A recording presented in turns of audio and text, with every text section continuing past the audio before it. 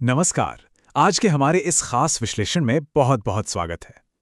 आज हम एक ऐसी खौफनाक कहानी की गहराई में उतरने वाले हैं जो पुश्तैनी कर्मों और कभी न खत्म होने वाले एक भयानक श्राप के इर्द गिर्द घूमती है। इस डरावनी कड़ी की हर एक परत को हम खोलेंगे और समझेंगे कि कैसे अतीत के काले साए इंसान के वर्तमान को पूरी तरह से निगल लेते हैं। तो चलिए बिना किसी देरी के इस रहस्यमय सफर में गोता लगाते हैं।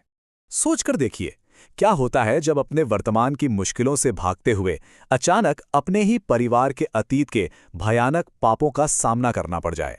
आज की कहानी की नींव इसी खौफनाक सवाल पर टिकी है।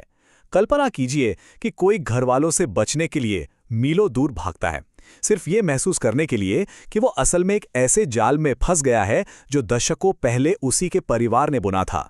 शुरुआत से ही ये बात हवा में एक अजीब सी बेचैनी पैदा कर देती है ना? हमारी कहानी के पहले पड़ाव पर आते हैं हताश पलायन, यानी सब कुछ पीछे छोड़ना। कहानी के बिल्कुल शुरू में ही हमें वो बड़ी मजबूरी देखने को मिलती है जो इस पूरे भयानक दुस्वप्न की शुरुआत करती है। यहाँ स्थिति क्लासिक हॉरर ट्रोप को एकदम परफेक्ट तरीके से दर्शाती है।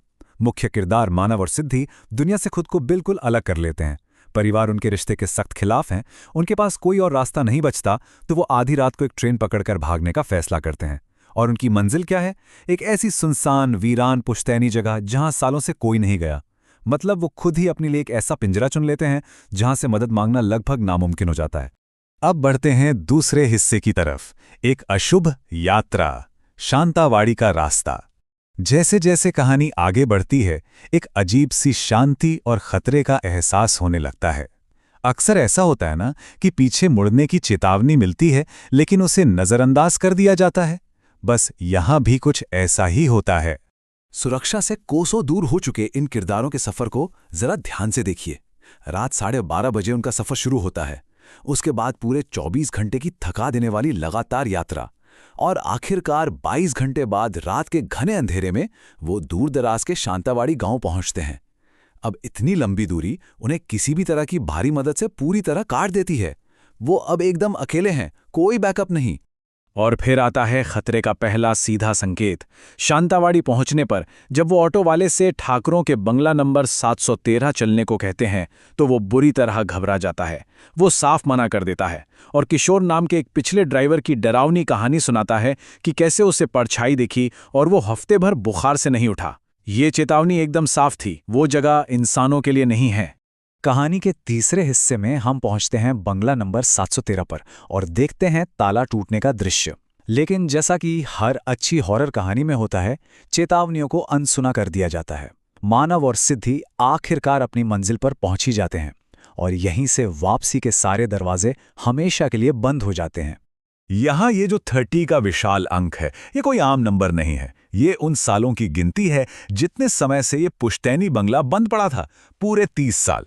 अब कोई भी सोच सकता है कि भाई एक परिवार अपनी इतनी बड़ी और आलीशान हवेली को 30 सालों तक ताला लगाकर क्यों छोड़ देगा। ये एक ऐसा सवाल है जो तुरंत मन में एक भयानक उत्सुकता और एक गहरा डर पैदा कर देता है। अगर इस हवेली को ध्यान से देखें तो बाहर और अंदर एक अजीब सा विरोधाभास है। बाहर से बंगला चीख चीख कर कह रहा है कि अंदर मत जाओ। दरवाजे पर अनगिनत जाले और सुरक्षा के लिए बंधे हुए ताबीज साफ दिख रहे हैं, लेकिन मानव अपनी नासमझी में एक चुराई हुई डुप्लीकेट चाबी से ताला खोलता है और उन ताबीज़ों को हटा देता है।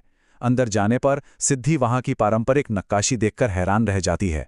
हवेली अंदर से भव्य है, खूबसूरत है, लेकिन पूरी तरह धूल और मकड़ी के जालों से पटी पड़ी है। ये बर्बादी के नीचे छिपी भव्यता और बाहर की चेतावनियां खतरे को और भी ज्यादा गहरा कर देती हैं। चौथा भाग, पहला साया और अंधेरे में अकेली सिद्धि। अब कहानी में तनाव बहुत तेजी से बढ़ने लगता है।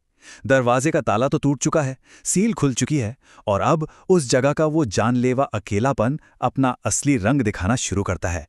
सिद्धि के अकेले पड़ते ही बड़ी ही चालाकी से खौफनाक जाल बिछाया जाता है। घटनाक्रम को देखिए। सबसे पहले मानव ये दिखाने के लिए कि अंदर कोई नहीं है, बाहर से ताला लगाने का नाटक करने जाता है और तभी उस खाली घर में किसी औरत के सिसकने की आवाज गूंजने लगती है। फिर सिद्धि के कान के पास एक बेहद ठंडी हवा का झोंका आता है और अंत में उसके कंधे पर पीछे से एक भारी हाथ रखा जाता है। मतलब शिकार अब पूरी तरह से आत्मा के चंगुल में फंस चुका है। ये दृश्य सच में रोंगटे खड़े कर देने वाला है। सिद्धि जब मुड़ती है तो उसके सामने वो खौफनाक साया खड़ा होता है। एक औरत जिसने साधारण काले रंग का घाघरा चोली पहना है, उसका चेहरा काले घूंघट के पीछे छिपा है। और सबसे डरावनी बात, उसमें से टपकता हुआ ताज़ा खून सीधा जमीन पर गिर रहा है। वो आत्मा दावा करती है कि वो सालों से इसी घर में रह रही है, और फिर वो सिद्धि का हाथ कसकर पकड़ लेती है। यहीं से दो अलग अलग सच का भयानक टकराव शुरू होता है। सिद्धि डर के मारे बेहोश हो जाती है, और जब होश में आती है तो मानव उसे समझाने की कोशिश करता है कि ये सब सिर्फ एक बुरा सपना था, अंधेरे में परछाइयां थीं। मानव का ये लॉजिक और उसकी गैसलाइटिंग सिद्धि के खौफनाक अनुभव को पूरी तरह झुठलाते हैं, क्योंकि सिद्धि के हाथ पर कोई खून की बूंद नहीं होती। लेकिन सिद्धि का सच क्या है? वो खून से लथपथ औरत असली थी, वो ठंडा स्पर्श असली था। ये अविश्वास सिद्धि को उस डरावने घर में और भी ज्यादा अकेला कर देता है। अब आते हैं 5वें हिस्से पर, आत्मा का कब्जा और आईने का सच। मानव का दोस्त अमन बाहर से कुछ राशन छोड़कर जाता है, लेकिन जैसे ही रात और गहरी होती है, ये कहानी अपने सबसे खौफनाक और अहम मोड़ पर पहुंच जाती है। यहाँ होने वाली हर एक घटना एक बहुत ही सुनियोजित अलौकिक साजिश का हिस्सा लगती है। सिद्धि फिर से रोने की आवाज़ सुन के जागती है और देखती है कि मानव नींद में चलते हुए कमरे से बाहर जा रहा है। वो उसके पीछे पीछे जाती है, लेकिन मानव एक दूसरे कमरे में गायब हो जाता है, और तभी दरवाज़ा सिद्धि के पीछे जाम हो जाता है। अचानक ऊपर से एक सूटकेस गिरता है, जिसमें बिल्कुल वैसे ही काले कपड़े रखे हैं जैसे उस भूत ने पहने थे। जाल अब पूरी तरह कस चुका है, और यहीं वो खौफनाक कब्जा होता है। एक के बाद एक चीजें घटती हैं। सबसे पहले सिद्धि के पीछे आईने में वो साया नजर आता है। फिर आत्मा अपना घूंघट उठाती है और उसका चेहरा बुरी तरह कुचला हुआ और खून से सना है। उसके बाद वो आत्मा बड़ी क्रूरता से खुद अपनी ही गर्दन को मरोड़ देती है। और फिर आत्मा के अंदर से एक काला धुआं निकलता है जो तेजी से सिद्धि के शरीर में प्रवेश कर जाता है। आत्मा अब सिद्धि के शरीर की मालकिन बन चुकी है और वो मानव के वंश को खत्म करने का ऐलान करती है। छठा भाग, रुदाली का रहस्य और पुश्तैनी श्राप का जागना। जैसे ही अतीत के भयानक पाप वर्तमान से टकराते हैं, कहानी अपनी चरम सीमा पर पहुंच जाती है। वो श्राप जो 30 सालों से उस बंद हवेली में कैद था, अब पूरी तरह से जाग उठा है। ये शारीरिक बदलाव उस शैतानी कब्जे का सबसे खौफनाक सबूत है।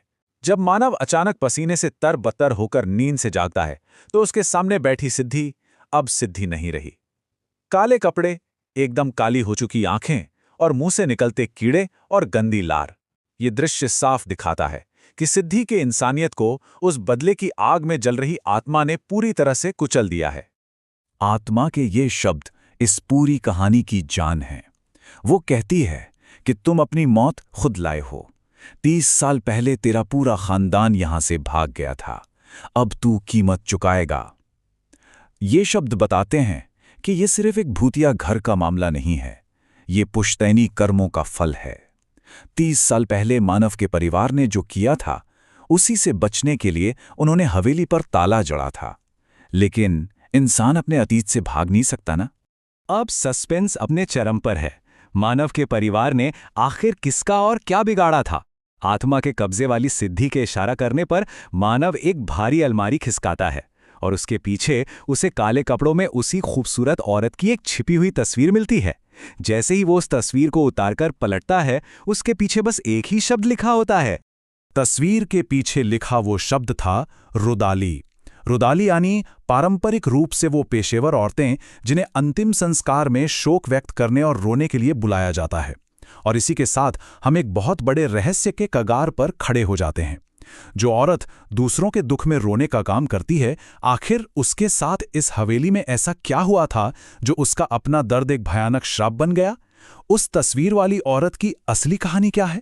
ये एक ऐसा सवाल है जो हमें ये सोचने पर मजबूर कर देता है कि इस अंधेरे में और कितने खौफनाक राज दफन हैं। आज के इस विश्लेषण में हमारे साथ जुड़ने के लिए बहुत बहुत धन्यवाद।